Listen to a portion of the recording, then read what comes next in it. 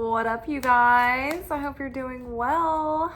I am a little bit later than usual on our romance reading. I picked up an extra shift tonight. So we're a little later than usual, but better late than never.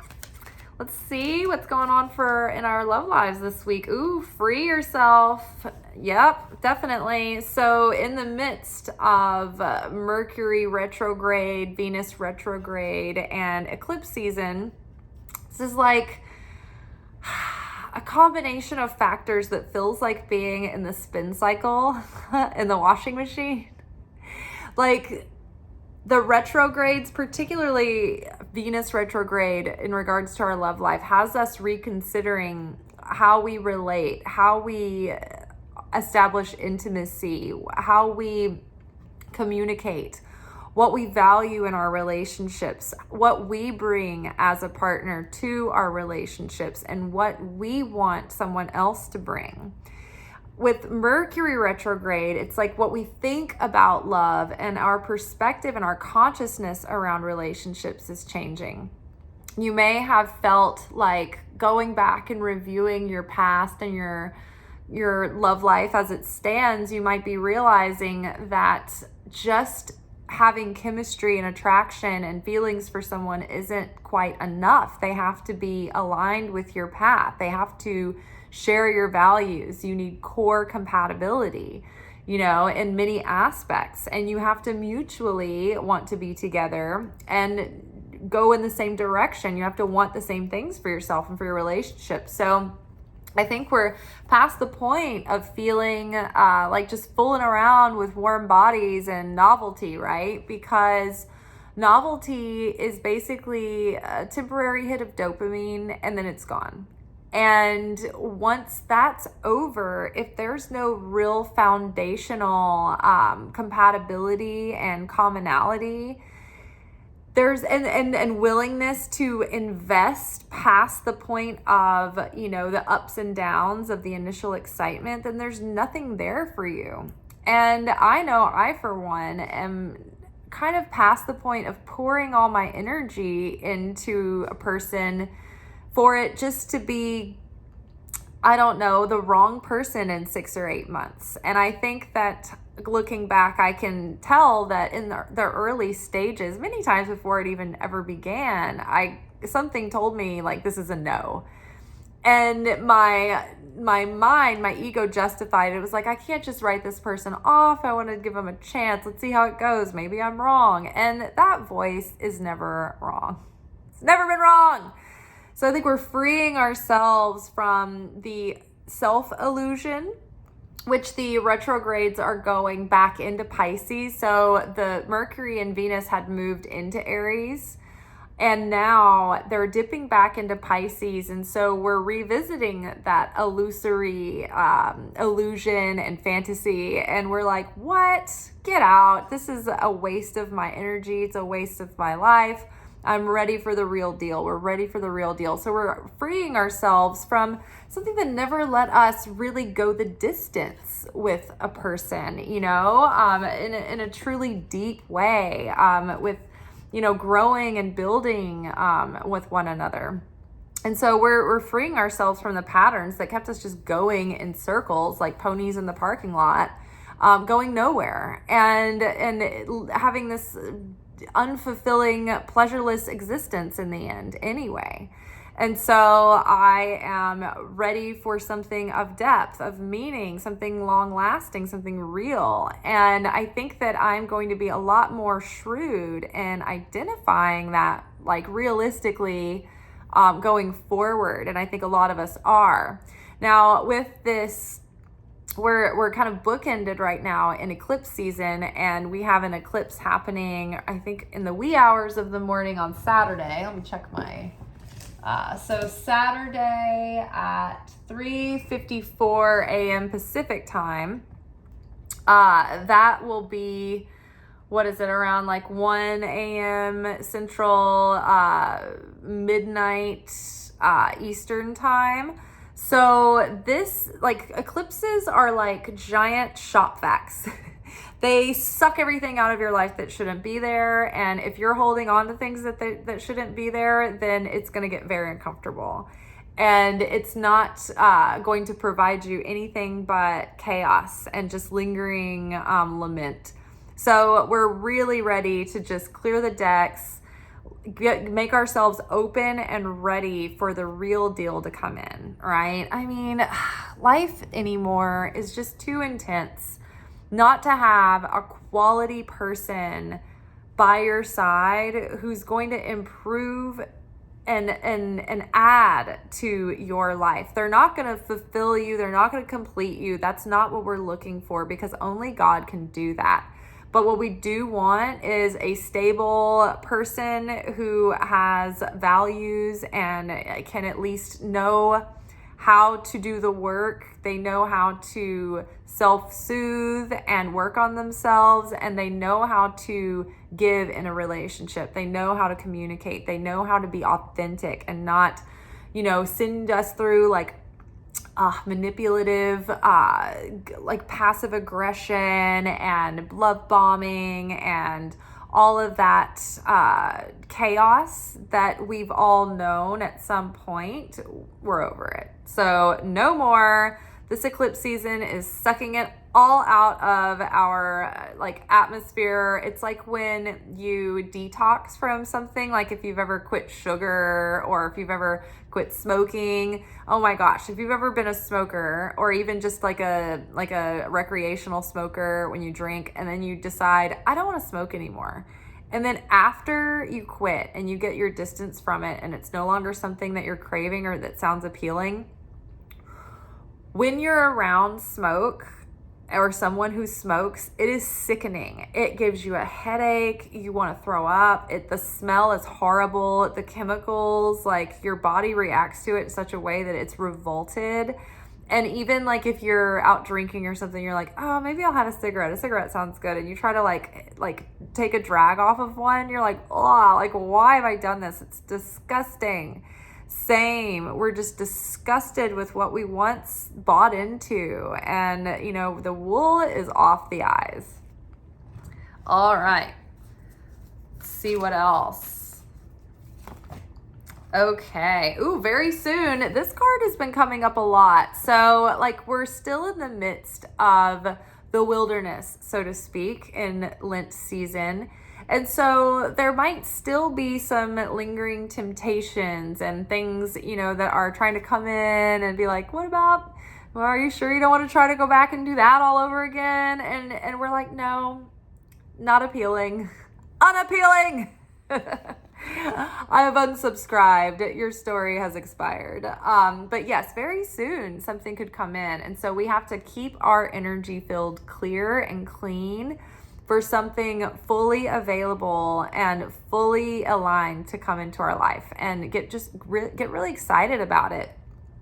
Clearly decide what you want so that it comes to you now. I heard a little birdie told me that Jonathan Rumi, who plays Jesus in The Chosen, lives in Nashville. And he doesn't, he's not here so much because he's filming a lot. But I'm like, how can I meet Jonathan Rumi? Because that would be, I don't know if he's, a great time to hang out with, but he's certainly someone that I would give I would give him a couple of dates to see. Heart-to-heart conversation. So honestly, discuss your feelings with each other. A lot of times we try to hide what we really want when we're meeting people in the early stages, and we try to play it cool, play it off, and just go with the flow. But really what we need to do is learn how to communicate who we really are and what we're really looking for, and not project it onto that person. So say for instance, you're a person that is wanting to get married and have kids. And you're on a first or second date and you're talking about, the things that you hope for and want in life and all that. You can say, I'm really excited to meet someone and have, get married eventually and have a family. That's something that I really want. That's my, what I'm really looking for. And that's something that really excites me. And so you don't have to make it like about that person, but you can be honest about who you really are. Because what happens early on in dating is that people are getting their first impressions, and nowadays a lot of men are also looking for wives and they want to start a family too. I'm in an age group where I feel like a lot of the guys that were my age were very traumatized growing up, particularly around traditional family dynamics and evangelical parents and stuff. And they've, gone through parents who've had really messy divorces. And so a lot of the men that I grew up with never wanted to settle down. They never wanted to commit. They were like Peter Pan life forever. But the younger guys actually that are becoming adult men now, they want to settle down. They want to get married. Like, they're not like chasing some illusion forever and ever and always. So it's different. And so, we have to open our minds about maybe who, the age group that we think that we're compatible with. We may not, it might surprise you. I never thought I would date younger guys. I thought they would be too immature because the guys that were my age were already immature enough. But as it turns out, the guys that are my age are just completely traumatized and they're stuck in their adolescence and they're like in arrested development. But like the younger dudes, they're a lot more mature. They're emotionally intelligent and they're like ready to commit, and they like, girls that are a little bit older than them. So keep your mind open. But having said that, it's good to say what you really want, because a lot of them are looking for that too. And if they think that you're just cool girl, fun, let's hang out, then they just categorize you as fun. And then they might think, well, I was hoping she'd have more potential, but she doesn't really seem that serious, so I can't take her seriously. So you can be fun and take what you want seriously because you're high value. Same for guys. Like, what are you really looking for?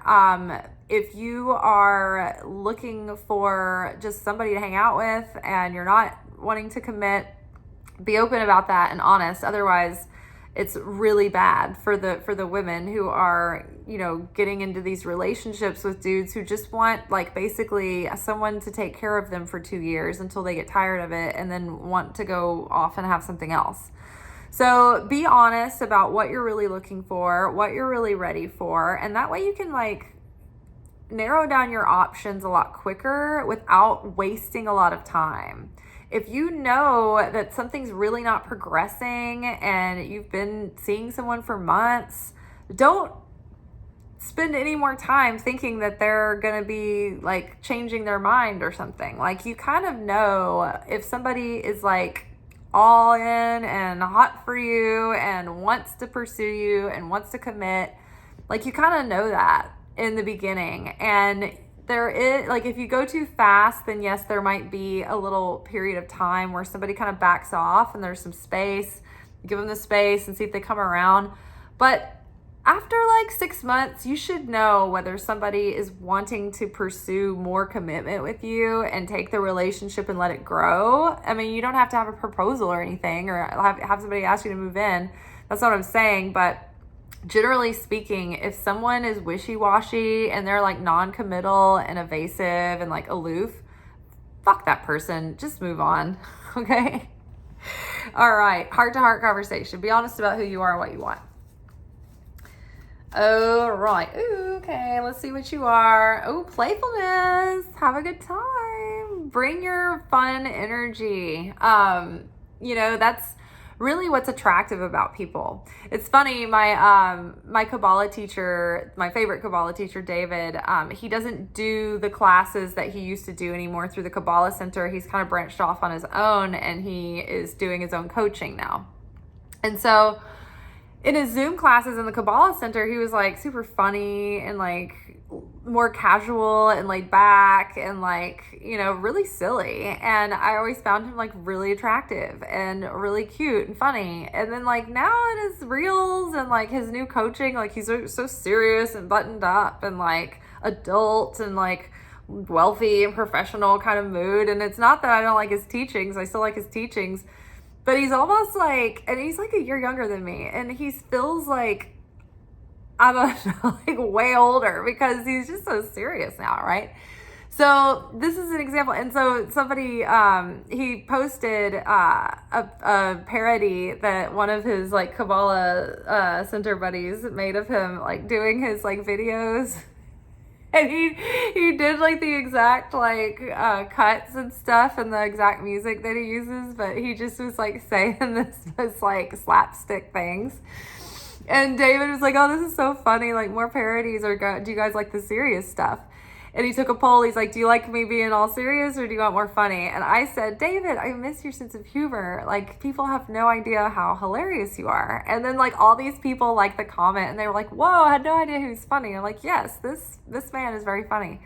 So playfulness it changes the vibe completely. Like if you can be playful and cut up and have fun, I mean, that goes a long way. I know it's particularly for women and like with men, like if you're like not the hottest guy on earth or anything, but you've got like a really great sense of humor and you can get somebody like laughing really hard and having a good time, like that goes a long way and that can build attraction that was not there.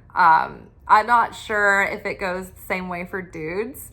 I think they can make it work, I think, regardless. But I personally, if somebody's not funny, I can't even entertain the idea of being attracted to them. And I can't not be funny. Like when I'm like making these videos and I've been in like this sullen mood all year because of like, for one thing, all that astrology.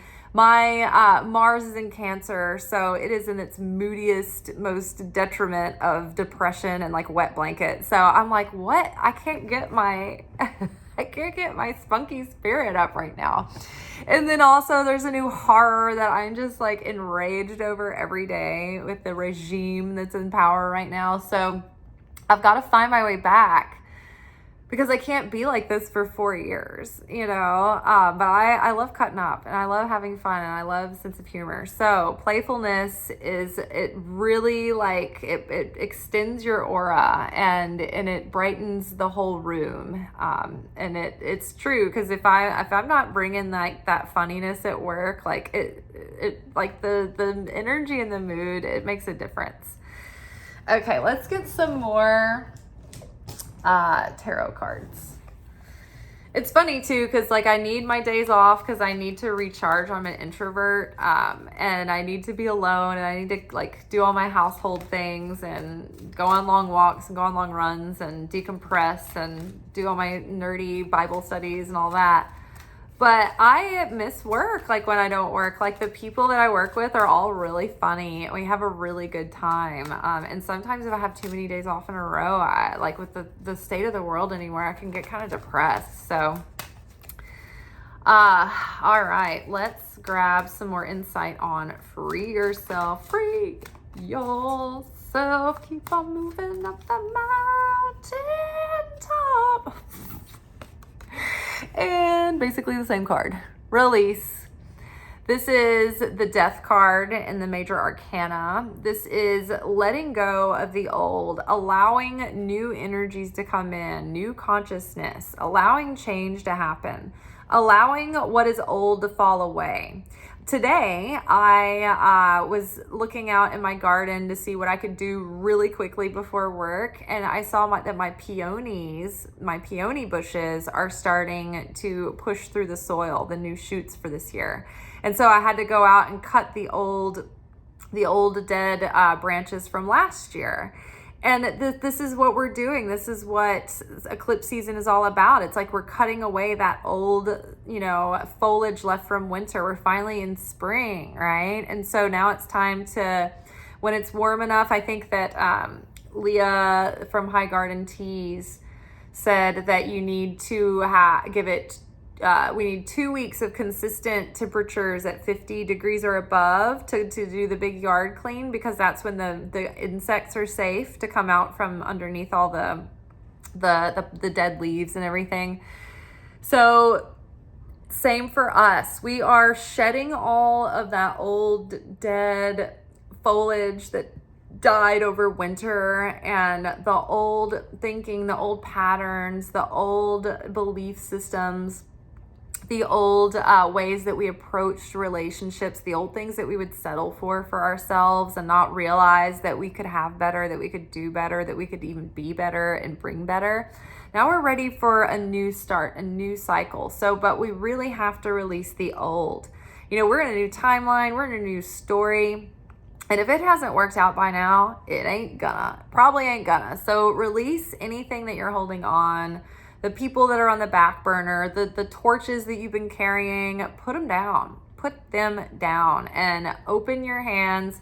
What I like to say is, you know, think about it at the airport, right? The right person very soon is circling the runway, right? They're looking for a place to land. And so we can't land that new plane if we still have that plane sitting at the gate. That plane needs a gate to pull up to. So we need to get rid of all of those old planes that are just sitting there loitering in the way, taking up our energy, taking up our attention and our time. I mean, it takes time to chat with these people and think about them through the day. Think about like your day, how it's structured. I know for me, I have very little time to dick around in my day. I've got my prayer practices that I do.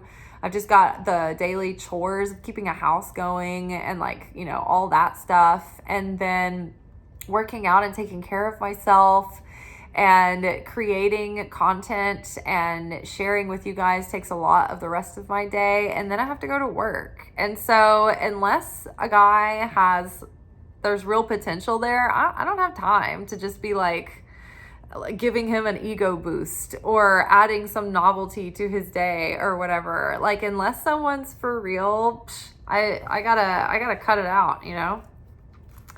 All right, very soon. How soon? Tomorrow. Spread your wings. So 2 of Wands. I love this. So in the traditional tarot, 2 of Wands is a moment where we're ready to go out from our comfort zone. So we need to get out of our comfort zone. We need to put ourselves out there because this could be sooner than we think. And like, this could be a positive pairing coming in, right? And so this could be very soon. And like, people who are viable options, who are real, real options that you'd give, you'd really entertain, you take seriously, like those things could be coming in. So again, playful energy, put yourself out there. I might slide into old Jonathan Rumi's DMs, see if he wants to go on a hike or something sometime. Hey, if you ever just want, you know, some friends in Nashville, build some community, you know, get out in nature. I'm a real nice girl, just innocent over here, you know. Okay, heart-to-heart conversations. Look at some more insight on that. Simply love. This is always like the platonic card. Let's hope. Let's hope that's platonic right there. So this is 6 of Cups. With the heart-to-heart conversation, you might have to have an honest conversation about someone coming back from your past, or maybe it's someone who you are interested in coming back from your past, and you might see them in a new light. But with the retrogrades and the eclipse season happening right now, it's very likely that people are coming back from your past that are like, hey, what's up? And you got to be like, look, we're just friends. And we're not going to start anything because I've got to keep my energy open for real lasting love, a really aligned partner to come in. You know, and then you might be thinking, reconnecting with the vision of love that you had that maybe you gave up on, right? Maybe you have like just felt hopeless for a while, thinking like, oh, I'm in a desert, there's no one for me. And, you know, you may have lost that real belief in yourself that you can find someone, that you can fall in love and have it all, have that best friend that you love, that you laugh with, that you have conversations with, that the person who actually enjoys talking to you. You know, the person who wants to go on adventures together, who you don't have to beg to take a walk with you, right? And maybe that was something that you always believed in, and you just assumed like, yeah, of course I'm going to meet someone. And then you've gotten to a point in your life where you're like, wow, why haven't I met anyone? Or why hasn't it ever worked out? And so maybe you let that dream kind of die and collect dust on the shelf, because it's kind of painful to want someone in your life and not have that for extended periods of time. And so at some point, you know, we kind of like numb our heart to it, and we distract ourselves with other things. And if we don't keep that desire going, then there's not any magnetism to bring someone in. So maybe we need to reconnect with that part of ourselves that believes in love, that isn't jaded, that's excited to meet new people, that's excited to meet someone, that believes that there are good men out there, good women out there, that we can still meet someone that really, you know, lights us up and turns us on, and who's, you know, an equally yoked partner. You know, that they're equally bringing what we bring to the table. And we've considered, okay, do I merit this person? Have I become the person that I am looking for? Because if I'm not bringing, you know, the value in the relationship with the ability to say, you know, have good relationship skills and have a healthy attachment and not be codependent and be able to like provide, you know, a beautiful environment and a safe, peaceful home. And, you know, it's like you've got to have domestic skills and relationship skills and attraction skills, right? Take good care of yourself. Make sure you have good hygiene. At least run through the basics, right? Do you have anything appalling that you need to take care of? Right? Are you flossing your teeth, you know, at least twice a day? Are you brushing your teeth thoroughly? Like, do you have good hygiene? Do you take care of yourself? Do you exercise and eat well? You know, can you cook a meal? Like, learning how to cook some meals, like that is a very good thing to bring to the table, whether you're a woman or a man, right? Everybody, that people that can cook, I'm like, ooh, that's right up there with the sense of humor for me. So, but yes, having heart-to-heart conversations with people that you have no intention with, that keep poking into your life, and making it clear like it's just friends, and you know, we may or may not need that. And you know, being honest, right, with yourself and with others, and two, having that, reconnecting with that excitement about that vision of love and letting someone see that in you.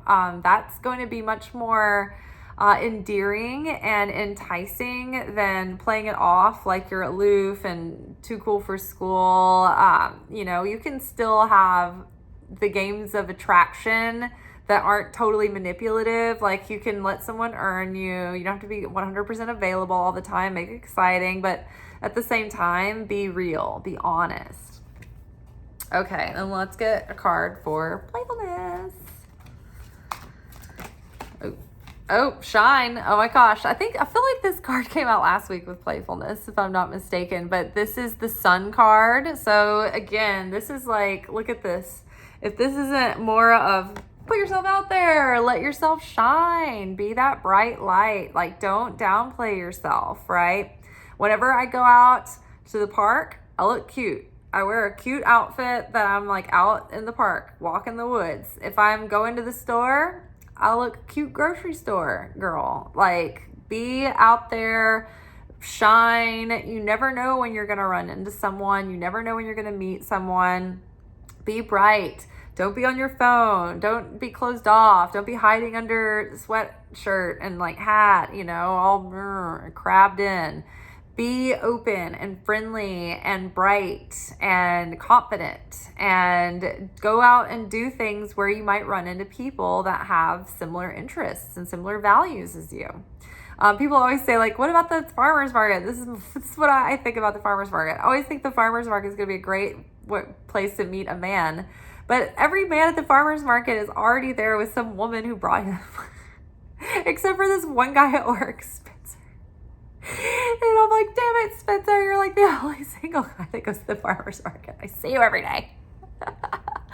But yeah, like think about places to go, or you might meet someone single who has the same interests and vibe and values as you, and be open and be optimistic, right? The sun is a card about new vitality and new joy, and it's the capital yes as a confirmation in the tarot deck. So if you're ever asking a yes or no question and you get the sun card, it's like, yeah, definitely.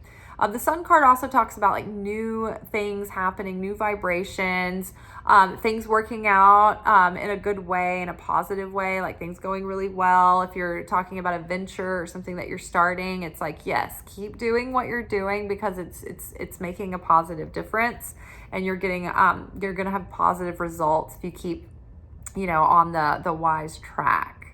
So I feel good. I feel like we started with death. Free yourself from this cage. The cage of your old patterns and your old attachment styles and your old codependency. And we've ended with playful and the sun card. So feeling good about that. Feeling good about this week. You never know. Something can happen this week. Something can happen next week. We don't know, but we know one thing.